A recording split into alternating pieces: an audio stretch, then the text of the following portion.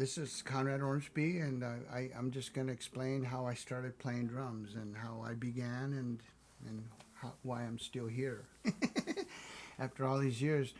I started when I was around 11 years old, around that age and that time. And what happened was every summer I would go to Tucson and stay with my grandparents the whole summer. And I remember back then we would get out of school at the end of May, and that weekend, that first weekend, my parents would take us to Tucson, drop us off at my grandparents, and come back, and they'd stay in L.A.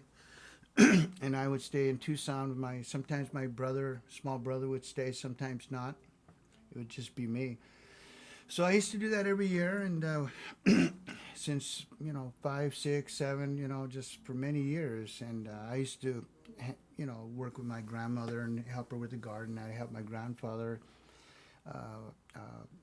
do various chores and stuff like that around the house. And they had cows and horses and stuff. So this was out in the desert, and so. But the year of 67, 66, 67, I went back, but I was becoming a teenager now, and I was going into junior high. I was going into seventh grade, and I wanted to. I guess I was going to be cool like the other kids, trying to grow my hair long, and all I did was listen to the radio. And my grandmother noticed that I wasn't the same, and so she kind of felt sorry for me because I spent a lot of time just listening to the radio and not doing much of anything but just listening to music. So she kind of put two and two together, and she says, "Oh, well, maybe you." She called up my cousin Steve. He plays drums, and maybe he'll show you how to play drums, whatever, and so she thought that was something I might be interested in. So, and by the way, I forgot to tell you, my cousin Steve is blind. He can't. He was born blind, and so apparently somebody taught him how to play. So. So I went there to visit, and I knock on the door, and he's older than I am. He's, I think, 17, maybe 18, but I think he was 17. He was probably a senior in high school. So I go there, and he's bigger than me, taller than me. He's wearing sunglasses, and so the whole house is dark. So he takes me in the house. He has to turn the light on for me just so I could see, to his room. So we go in his room. He has a big record player and right next to the drum set. It was kind of set up like this, and his record player was right here. And back then they had at the school, when you would go to school, if they played records for you in class, they would have these, they looked like suitcases, and they were like a portable record player. They would open up, and they had a big giant speaker, and then you had your albums would go right there. So he had one of those from the School of the Deaf and Blind, and he just told me to sit down and watch him. So he reaches over, and it looks like he could see because he didn't feel for anything. He just went straight to the needle and boom, went like this. And he puts the first song of the album. It was the Doors' "Light My Fire" album. They had that big hit. So the first song it's called "Break On Through," and it's a bossa nova beat. I didn't know what it was, but it's later on I would learn that it was a bossa nova beat that the drummer was playing. So he starts playing the song note for note exactly, and I'm going like, wow, this is amazing. I'm just watching him play and going like, he was playing exactly every note that was on the album. It was like he had, obviously his only gift he had was his ears, and so he heard everything, and I was just totally amazed. So the song finishes, and he reaches over and takes the needle off the record and turns to me and asks me if I want to learn to play. And I said, sure, I'd like to play. And I was really excited. And, of course, he couldn't see the excitement in my face, but I think he could tell by just my voice. So he gave me a beat-up old pair of sticks, and I sat on his bed. And basically, the whole summer I would go there every day. I'd walk across the desert, the riverbed and everything, and, through this forest of saguaro cactus, and I'd get to his place. And I'd go in, and then he'd be playing. And so then I would grab a pair of sticks, and I would just play on his pillow, just playing eighth notes, and I was playing like this, match grip, because that's the way he played. So he was just basically playing, and so he told me, he says, follow what I'm doing, with your hands. So basically he was just going,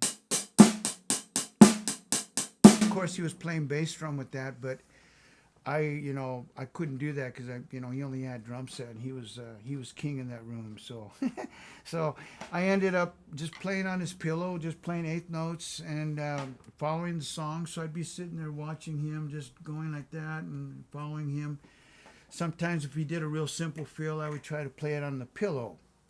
So, so what happened was I did that the whole summer. I'd go there every day and practice with him, just hitting his pillow and playing and trying to copy him. And so we played all this stuff from the 60s, mostly, the pop music at the time. So then what happened was I went back to LA, and I wanted to continue playing the records. So my parents had no idea what had happened when I was there. I came home, and then I started school that Monday. But one thing they noticed was that I wanted to keep playing to records, so I had a record player, but I had no drum set. So what I did was I got a little tiny suitcase. That was my first drum set. And at the time, in those days, they only had this kind of kit that I have now. They didn't have this two toms on the bass drum. They only had one. People today consider that like a jazz kit, but back then that was the only kit. And that's what Ringo played. And so what happened was I didn't have a kit, so I wanted to keep playing the records. So since I had this set up like this, I decided I'm going to use that suitcase, and this corner of the suitcase will be my snare, this corner will be my tom, this corner will be my cymbal, and this corner my floor tom. So then I would put the records, and I would just sit there and play on my little suitcase, and I would keep time with the records. No feet, just my hands. And that's all I did until Christmas that Christmas that year. My parents bought me a drum set, and it was like amazing. It was back in those days, like today when people want to buy, inexpensive things that I'm not talking about quality, I'm just talking about price. Everything, today everything comes from China. Well, back when I was a kid in the 60s, everything came from Japan. That was inexpensive, and so every day I would see this drum set at the pawn shop, and so I told my mother about it, and they didn't say anything about it. So they apparently had went over there and bought the kit. It was a red sparkle kit, and so I was in heaven. Now I had to learn how to use my foot. I had no idea how to use my foot because I was playing my little suitcase. And so then that's kind of how I started. And then I, went through junior high. Every birthday and Christmas, I get a new part to the drum set. Like the next thing that I got was a hi-hat. And then after that, I bought a cymbal. I bought a Zildjian cymbal for $60. It was about this size, but it was from the same pawn shop. And so I was in heaven. I said, wow, I got a Zildjian, $60. And so that's how I started playing, and I was just basically just playing by ear. Then what happened was when I got to high school, I was in 9th grade, and I had no reason or a care to join the school band or nothing because I couldn't read. So I ended up taking a class in architectural drawing or mechanical drawing, it was called. And my first week, it was amazing. I was in love with that class. It was I had protractors and all these special pencils, and I had an old school teacher that was real serious, and he had an apple on his desk, the whole thing just like you see in the old movies.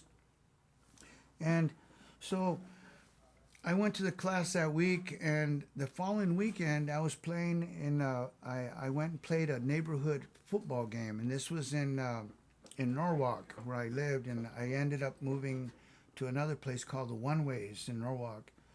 And so we were playing a football game, but it was a football game that was played by Barrio Norwalk played against the One Ways. So instead of gangs fighting each other, we would play football games. And so the way they would control them was they would line the whole field with these prison thugs. It was the first time I saw a tattoo on a neck. And so if there was a fight broke out, they would immediately stop it. So I was running with the ball because I had this amazing ability to find holes and get away. But this day, I was it must have been karma or fate. I was not so fortunate, and so I got tackled by these two big guys. And when I was trying to get away, my thumb fell into a sprinkler. And so when I got up, it happened real fast, and the two guys tackled me. When I got up, I saw my thumb going off to the side, and it was like I looked at it in shock because I'd never seen a body part going in the wrong direction. So I stayed there staring at my hand, and one of the guys came, and the guy with the big tattoo on his neck came, and he popped it into place, and I was screaming, and I went to the hospital and got a cast. So that following Monday, I was really sad because I went to my teacher and I showed him my hand, and he says, "Well, Mr. Ormsby, you can't stay in the class because that's your good drawing hand. You can come back next year." And I said, "Oh no." So then he says, "Why don't you go see your counselor and he'll give you another elective." And so I was real depressed and real sad, and I walked over to the counseling office, and sat down with the counselor.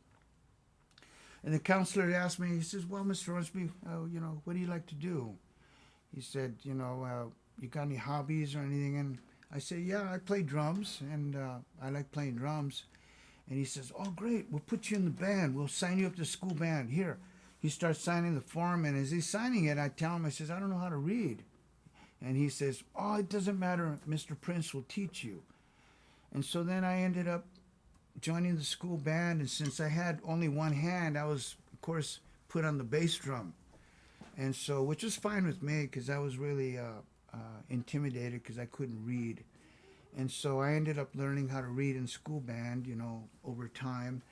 And then eventually I joined the jazz band, and got to play with, our school jazz band, and we won many festivals. And so I was very fortunate, and so I continued to play, and I ended up playing in, drum and bugle corps and various drum lines. And then as the years went by, I got to hook up with a high school buddy. His name was Pancho Sanchez.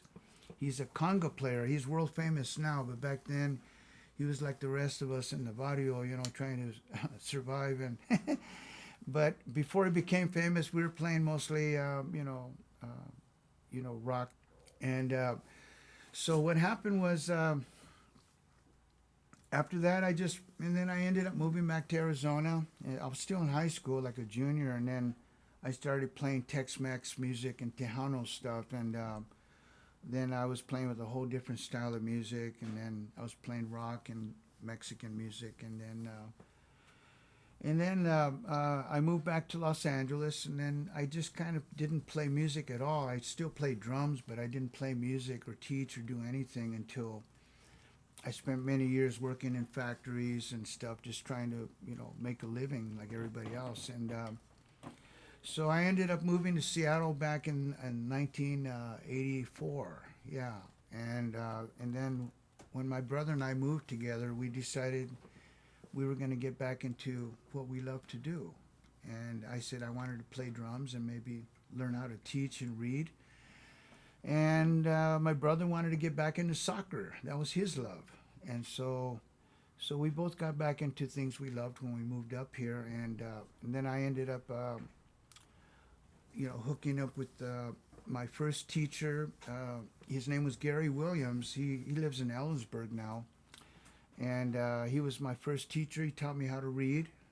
And I was in my 40s at the time. So I was already, considered old man, whatever, but I didn't care. I was just happy to know how to read and learn new things. And then he brought me up to date. He introduced me to Vinny, Weckel, all these guys that, were just amazing. Steve Gadd. I mean, it was incredible.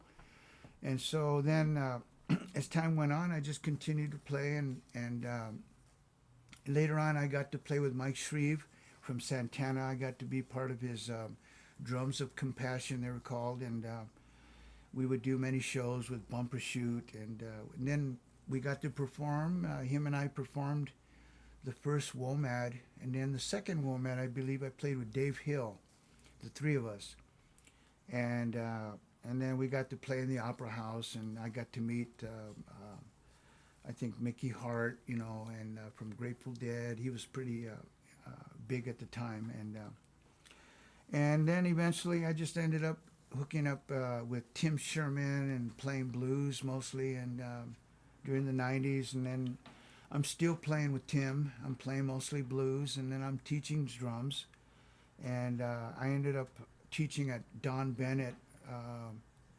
It's like 20, 25 years ago, and so during my time there at Don Bennett, I got to study with, you know, a lot of my heroes. I got to take lessons with David Garibaldi. He was one of my heroes. Of course, with Mike Shreve, and then there's so many people I can't remember them all. Bernard Purdy,